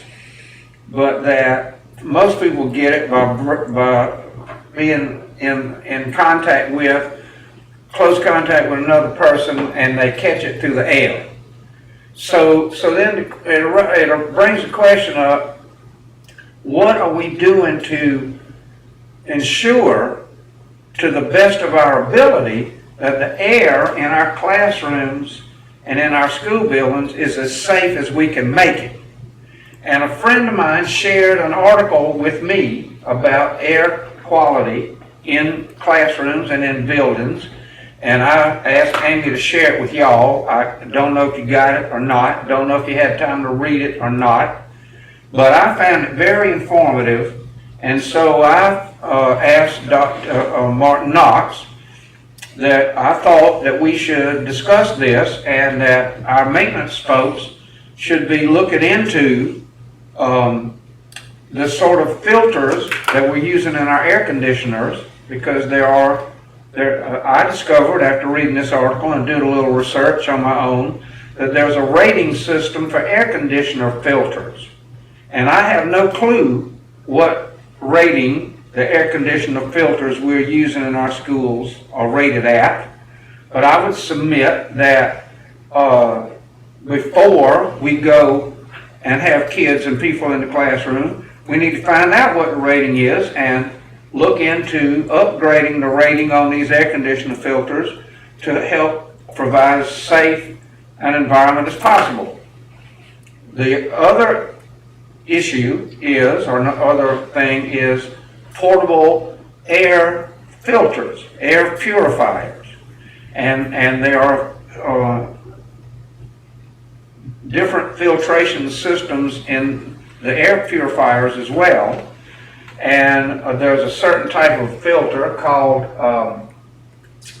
a HEPA, H-E-P-A, which stands for High Efficiency Particulate Air, or High Efficiency Particulate Absorption.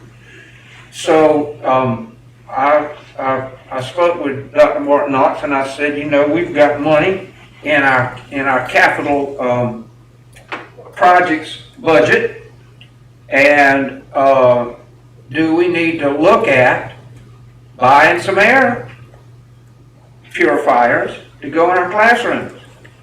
So, you know, I don't know how many classrooms we have in the district. We just found out we got 900 teachers, which we already knew, but we must have, you know, 1,000 classrooms, 1,200 classrooms, 1,500 classrooms. So we're talking a lot of money. You can get them on Amazon for $150. I don't know, but 150 times 1,000 is 150,000. I mean, yeah, isn't that right? Didn't I do that right? Is that right? Anyhow, it seems a small price to pay to ensure and improve the quality of the air in the classroom, make people feel better about coming back to school, possibly prevent the spread of COVID. So I just wanted to throw that out. I felt like it was a good thing for us to discuss, a good thing for the maintenance department to look at, and find out if it's possible to, number one, look into the air filters we're using, and number two, look into purchasing some air purification systems to go into classrooms. So that's what I wanted to share.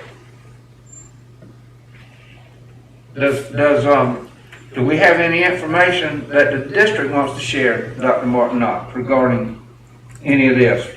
So yes, Dr. Hilton. That Mr. Myers or you might want to share. Let me apologize. I guess my behaviors are making me jump in. That's the second time I've done that tonight. So initially, when the article was shared by Ms. Hanson, there was another article that I had shared with the team in terms of moving forward and putting things in place that would allow us to safeguard our children and our staff as we move through these unprecedented times. Right. So Mr. Myers and Mr. Chan are both available. And Mr. Chan, I hope you're okay, because I don't want to put your business out there, but thank you for being with us, even though I know you're a little under the weather. But Mr. Myers, would you talk about the processes and practices that we've currently put in place in terms of looking at the air filters and the type we use and just the research that we've ascertained at this particular point in time? And I'd ask Mr. Chan to join you if he is feeling okay to do so. Yes, certainly. Good evening. Mr. Chan is with us. I think that when he begins to talk, you may not be able to see him. He was having some trouble with his video. But in response to the questions that Dr. Hilton had put forward, as we move forward to the possibility of children re-entering the school in the midst of staff members and teachers, we do recognize that there is an abundance of allergies and asthma conditions and different kinds of things that children and staff members are encountering. And we want to make sure that we can do to the best of our ability to make sure that the air quality in the classrooms are suitable and appropriate and better than what they have been. I am going to ask Mr. Chan to go through 3 different points of areas that we have been talking about and wanting to see how we might be able to do that with the funds and everything else that we may have to consider to get that done. So Mr. Chan, if you could unmute and share that information, please. Yes, sir. Honorable Chairman, Vice President, Vice Chairman, Dr. Baker, our Superintendent, and Honorable Board members. We have, since this COVID-19 pandemic came about, we have been exploring all possibilities to minimize and create a safe environment for our children. Now, mind you, Dr. Hilton asked a very important question concerning the HEPA filter. The HEPA filter is a filter that is well defined as a good, healthy filter, but it is an air filter.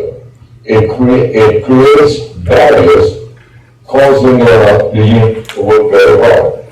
Now, having said that, we are looking at what we call electrostatic ionizers. This works on the principle that it pulls the pollutants out of the air. It's a device that is placed in every return of every unit, and it sends, emits a negative ion which pulls or creates a weighty substance for every element in the air and brings it into the filter. Once the room is clean, then the ion continues maintaining the condition in the room. It is good for several things, and not just for COVID-19, but also for allergies, for mold issues, and for other issues that are pertinent to the health of our students.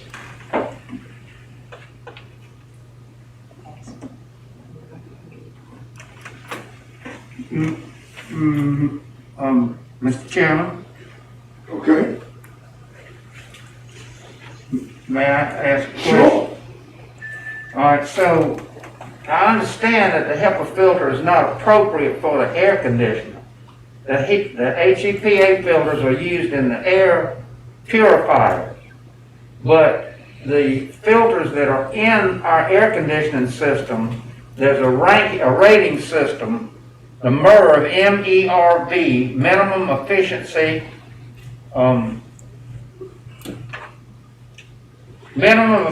reporting value. So the research that I've found says that to remove COVID particles from running the air through a regular AC unit, it has to have a rating of 13. So I would ask that we do some research on what are the filters rated at using the MERV rating system in our air conditioner filters in all of our buildings. That would be one thing I would request that we research. I understand that a HEPA filter won't work in an AC unit. It's designed to work in an air purifier. And I like this, I know about these electrostatic things, and that's good too. But then the other question is, are we looking into the possibility of purchasing some air purifiers to go in the classrooms? And I know that's beyond possibly Mr. Chan's position at this moment, but somebody needs to look into it, in my opinion. At least get some data on it. Dr. Hilton, we have looked at the various ratings, and the filters that we're using now is one that's used across the state, and it's basically an 8. And I understand the rating that you gave of 13. We want to make sure that what we're using is appropriate. However, if we're going to try to use a dehumidifier or a purifier, we would have to get one that would be complementary to doing what we needed to do. And we want to get the best bang for our buck. The ionizer that Mr. Chan spoke about is one that would be attached to the units that we have currently. The air purifier or dehumidifier would be a standalone unit in the classroom, and the difference in cost would be astronomical for the standalone versus the attachment that would go into the unit itself. We will continue to do the research. We will continue to do the research and come up with something that will be appropriate for us to mount in the classrooms on the units. That's going to be best for everybody, and we will continue to look for that and move forward with that as we can. Mr. Chairman. Yes, sir. So, Mr. Myers, I would ask that in the near future, later this week possibly, if we could get some information on the cost of an ionizer and some information on the ionizer and what it does, and then if we could get some cost on a higher ranking filter. You said we use an 8s? Is that what you said? Sir. If we could get some cost data on some filters that have a higher MERV rating, and I would also request some information. You used the word astronomical regarding the cost of an air purifier, and it's not a dehumidifier. I have dehumidifiers in my basement at home, and we're not talking about dehumidifiers. We're talking about air purifiers, which is a different animal. So I would request some information on the cost of these air purifiers with the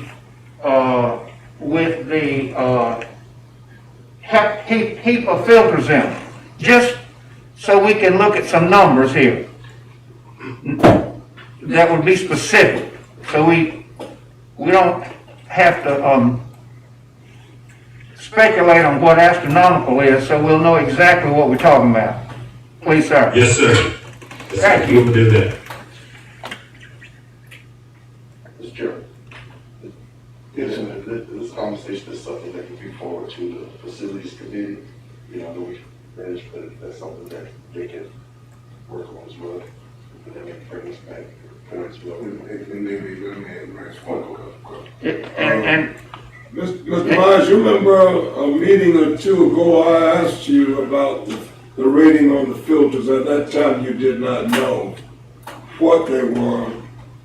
I'm at least pleased tonight that you do know what they are. A little disappointed that you had not shared that with us prior to tonight. Whenever we ask for information, we really want to be in a better position as a board. So once you get the information, it would be great to share it with us. Second thing that I'd like to say along the same line is there are other things we can do to ensure that the air in the classrooms will be healthier. I've read quite a few articles as well. Even open windows, which doesn't cost anything. I don't know how secure the windows are now. Maybe they're all bolted, but open windows and even fans, as long as they do not pull air across the children, but pull it straight out of the room. So it would be helpful, in addition to the air purifiers, to give us some other possible solutions, because this is really risky business, and nothing is more important than our children, and we want to ensure that we protect them and protect them in a way that has the least fiscal impact on what we're doing as a district. Thank you very much. Yes, sir. I want to make one comment to Mr. Myers, going back to what Reverend Kenny brought up about the filter several meetings back. And there was some discussion if all of the schools were fully equipped. Now I'm talking about the outside filters, not the inside filters. And there's information floating around, whether it's accurate or inaccurate, I do not know, but that many of the city schools actually do not have the filters installed outside. So is there any way that a team could take a look at that and verify that and see and make sure that all schools, but in this case it was basically the city schools, that many of them did not? And I don't know if that's a manpower problem or what the problem might be, but is there any way that the maintenance staff could check them and make sure that we do? And I know we're talking about a different variety of situation here that Dr. Hilton's bringing out, and Reverend Candy, but that's important too. So if we could kind of check on that and verify that, like I said, I don't know if it's accurate or not. Yes, sir, we'll get right on that. Can I inject just a brief statement here in lines of this? First of all, let me share this information with you that all of our units have 99 points of control on our integrated solution controls for each one of the classrooms. One of the key elements, the EPA requires us to have a green wheel on every unit. And this green wheel facilitates fresh air coming into a classroom. It is then modified as it comes through the vents in our classrooms, and it is compressed to modify the air in the rooms. So we do have fresh air, a percentage of fresh air coming into the class. As far as the units that are on the roofs or in the city, we're not aware of this, but we would definitely do something if there is a problem there. Okay, thank you. Thank you. Mr. McCain is suggesting that the Facilities Committee also look at this item. So if you all could have some conversation with the Facilities Committee when they meet, it would be very good. Okay? Thank you. And Mr. Chairman? Yes, sir. And the Finance Committee is meeting, is it next week, Amy, or week after next? Next week. And we may want to put this on the agenda at the Finance Committee as well. All right, very good. The cost of all this we're talking about possibly. Yes, sir. Thank you. Mm-hmm. That's fine. Yes, Madam Superintendent, we're back to you again. Unless there are other discussions. Okay, Madam Superintendent. Yes, sir. And the final item under the superintendent's report, or the tour of Sumter, is superintendent's goals. And that will be projected on the screen momentarily. As we move forward, the work that we're doing is our way forward. I think Reverend Canty summarized it best when he indicated the state we're in currently, not just here in Sumter, but around our nation as we battle and deal with COVID-19, in a way in which we not only can continue to educate our children, but to do so safely. I will say that since March 16th, there's a lot of learning that has occurred, and whether these are new ventures for a new superintendent or whether there's something that have been experienced through leadership, but I can say from my first experience, these were items that I never projected I would encounter. As we all know, last year was a year for learning and listening from the school district. And what I have recognized in moving forward is a quote that I'd like to share with you. And the first quote is, "You cannot make people learn. You can only provide the right conditions for which learning to happen." And so as we are continuing to move forward, at this time, it is most prudent that we look at ways in which we can, one, educate our children, but also allow our adults to continue to learn and to share the love of learning with our children. As you know, last year, there were 3 goals that were the foundation of the work in moving forward. As always, academic achievement is at the forefront of the thinking and the work that we engage in.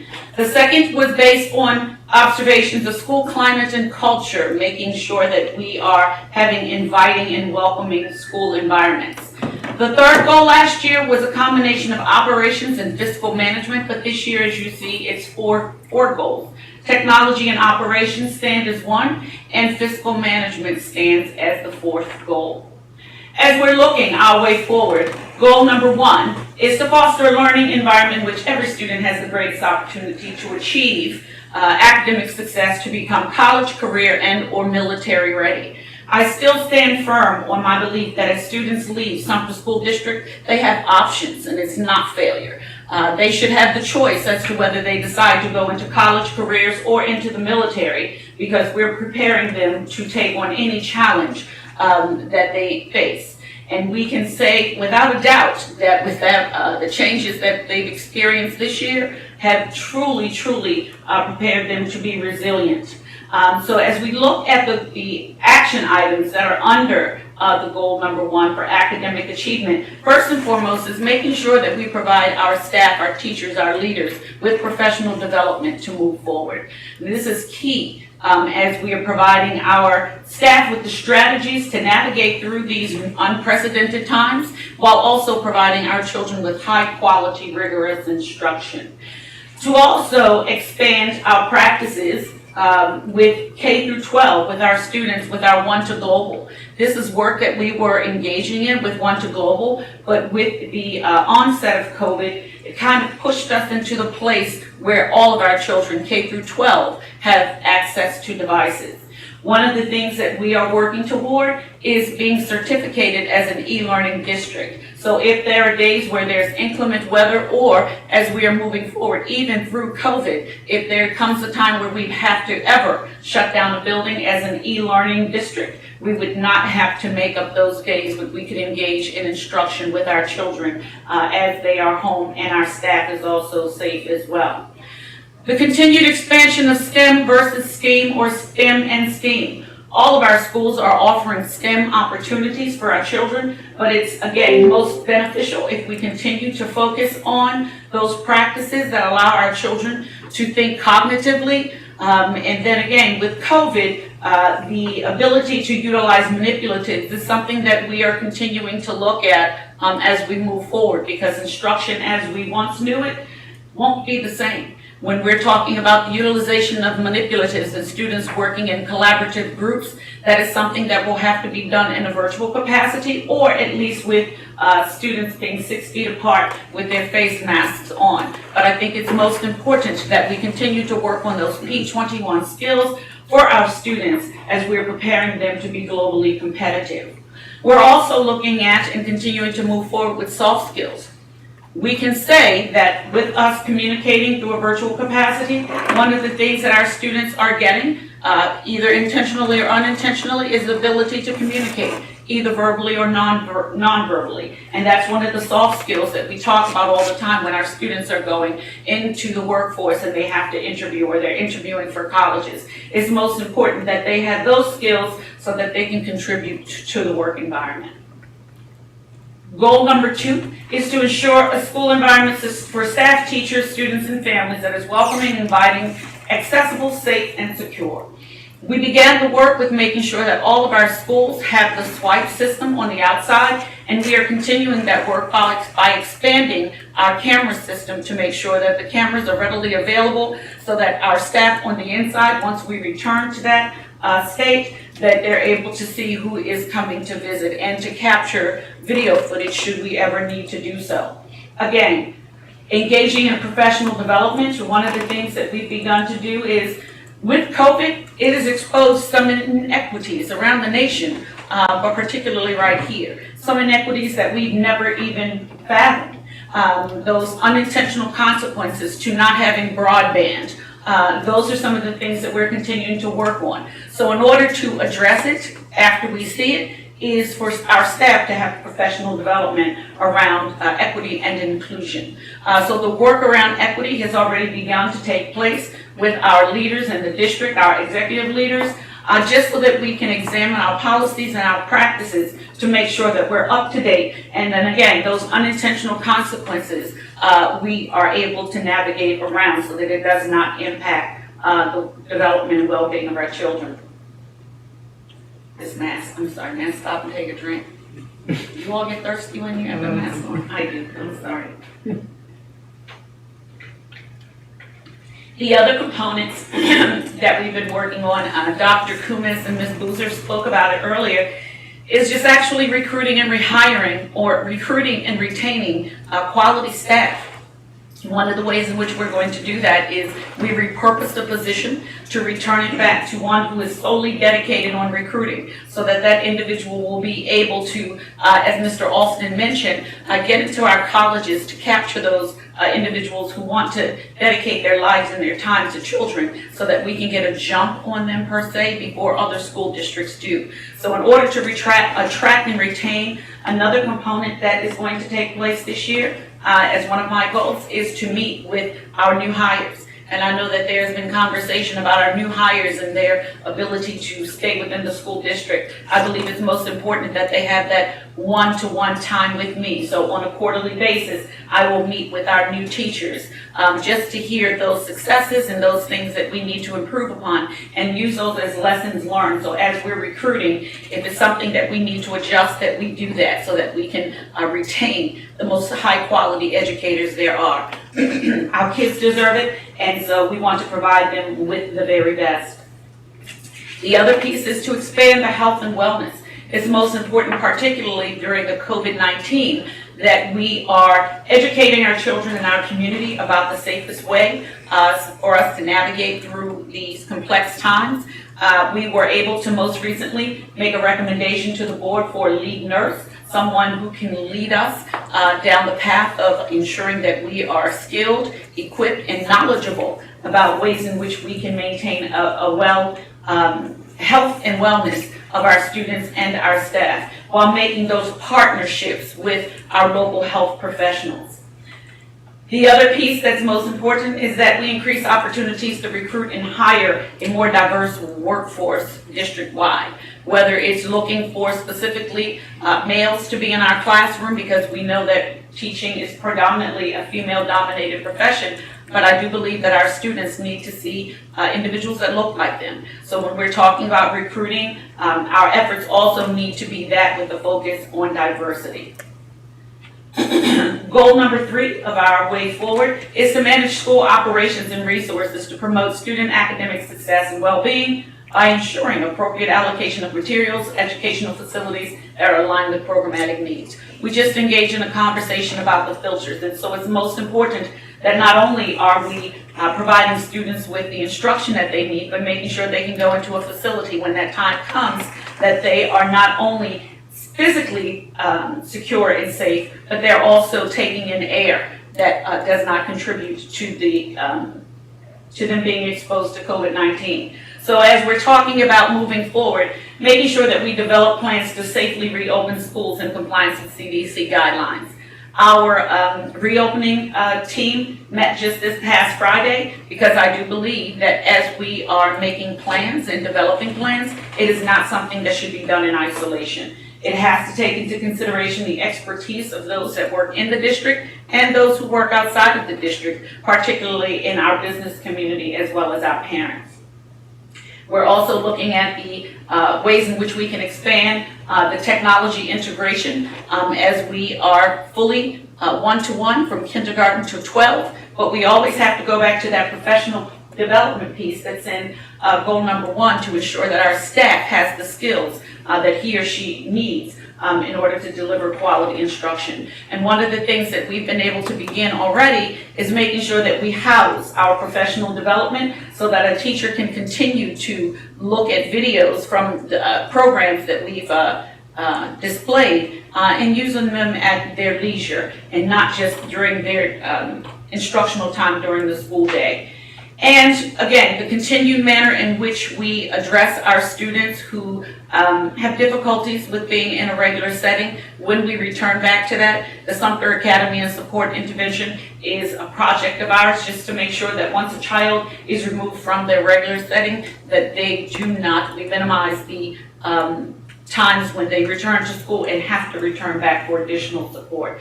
So that is something else that we have been looking at. And of course, looking at the data to determine the effectiveness of the program and the approach that we're taking. And I just think that understanding, going back to the first slide of learning, that you learn a lot when you listen.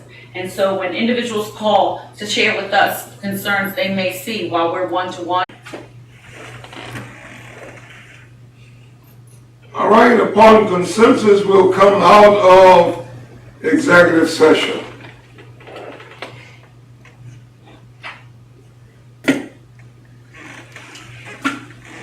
Item 6.2, individual student matter, transfer into district, out of district. Yes, sir. Mr. Chairman, I ask the board to adopt the individual student matter as it relates to students transferring in and out of the district. Mr. Chairman, I move that we approve the recommendation of the superintendent.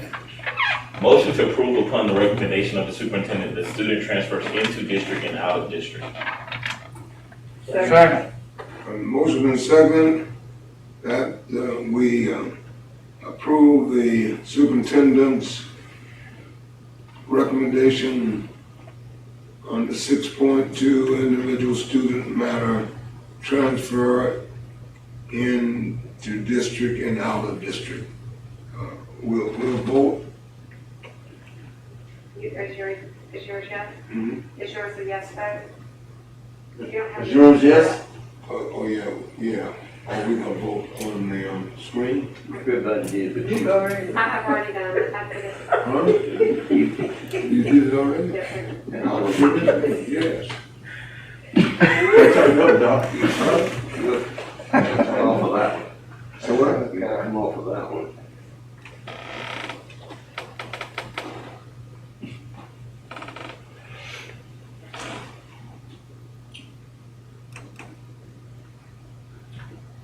There you go. Yeah.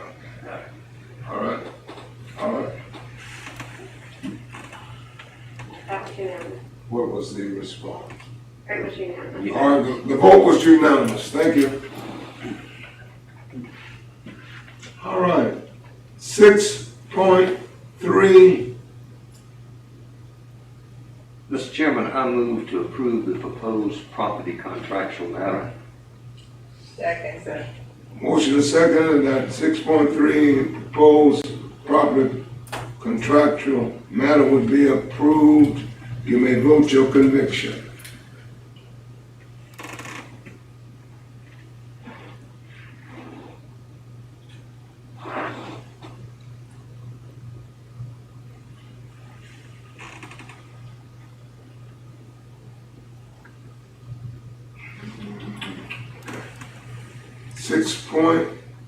.4, Madam Superintendent. Yes, sir, Mr. Chair. I ask the board to adopt the personnel report as presented in executive session this evening. Mr. Chair, I move we approve the personnel report as presented. Second. Motion and second that the personnel report on 6.4 would be adopted as presented.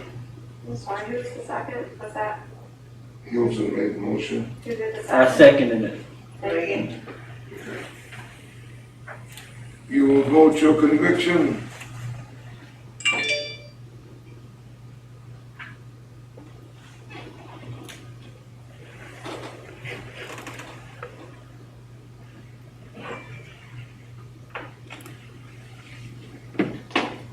It's unanimous.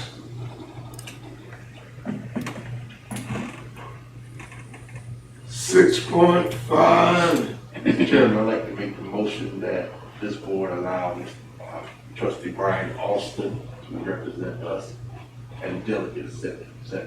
And Mr. Reagan as an alternate. Okay. Second. Motion and second by the delegate for the SCASB annual meeting will be Trustee Brian Austin, and the alternate will be Sean Reagan. You may vote your conviction.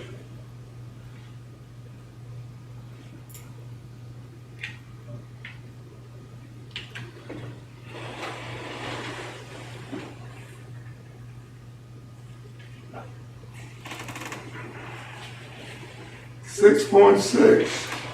Mr. Chairman, I'd like to make the motion that this board approves second reading policies GBAA, sexual harassment and retaliation, JIA, sexual harassment and retaliation, and temporarily policy ADD face covering. Second. Motion and second that item 6.6. Mr. Chair. Policy matters would be adopted.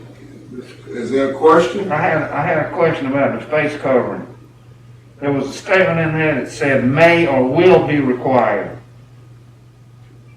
I read it as optional. And I'm wondering, will the policy say will or may be required? Mr. Chair, if I can. Okay. That was left in the policy because there are some medical conditions where students will not be able to wear a face covering. Could you say that again? That was left in the policy because there are some medical conditions where a student could not wear a face covering. But they will be required to. Those they can will be required. Unless it's medical reasons they can't. They will be Does the required. policy say that? I don't recall the policy saying exactly that. We have second reading now, Brother Hilton. On the temporary policy face coverings, the second reading? Are we on second reading? All right. Okay, never mind. Okay. All right, you may vote your conviction.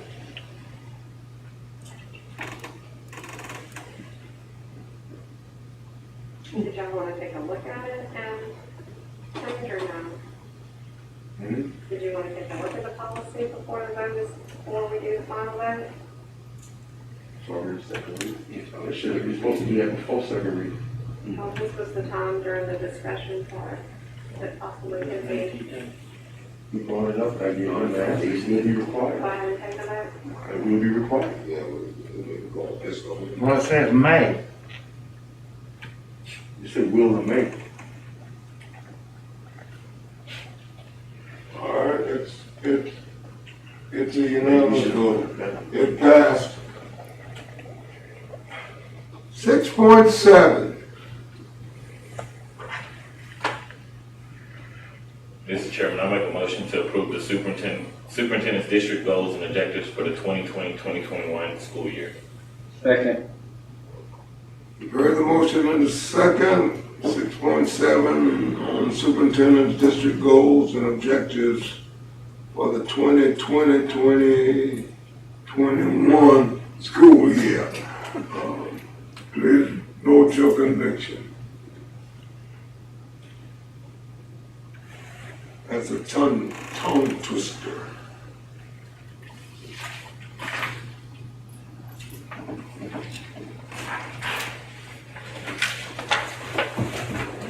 7.1, the approval of the consent agenda.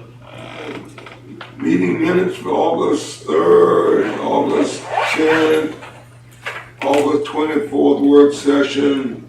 It's a consensus vote.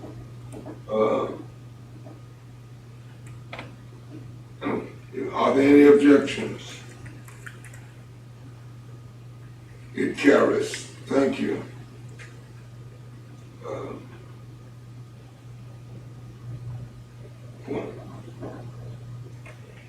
It's been a long meeting, but I do appreciate everybody's contributions tonight. We will try and get those two items that we did not discuss tonight on the next agenda, okay? And if there's no further discussion, we will stand adjourned. Have a good night. Hey, Brian, this policy says will. The one I looked at this afternoon said will or may. But this one right here says will. So we good to go. Thank you so much.